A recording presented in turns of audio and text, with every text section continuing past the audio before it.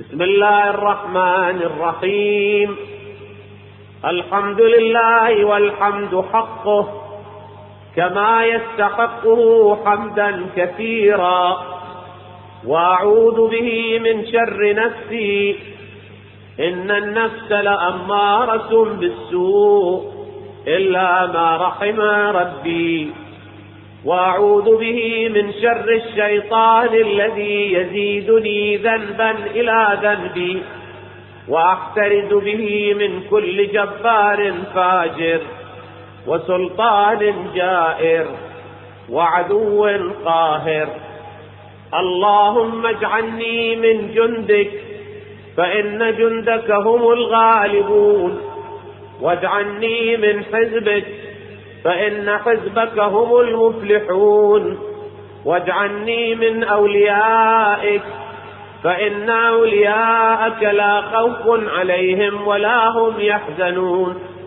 اللهم أصلح لي ديني فإنه عصمة أمري، وأصلح لي آخرتي فإنها دار مقري، وإليها من مجاورة اللئام مفري.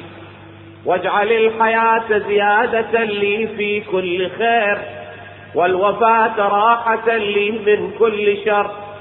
اللهم صل على محمد خاتم النبيين وتمام عدة المرسلين، وعلى آله الطيبين الطاهرين وأصحابه المنتجبين. وهب لي في الثلاثاء ثلاثا، لا تدع لي ذنبا إلا غفرته، ولا غما إلا أذهبته، ولا عدوا إلا دفعته. ببسم الله خير الأسماء، بسم الله رب الأرض والسماء، أستدفع كل مكروه أوله سخطه، وأستجلب كل محبوب أوله رضاه. فاختم لي منك بالغفران يا ولي الإحسان، فاختم لي منك بالغفران يا ولي الإحسان.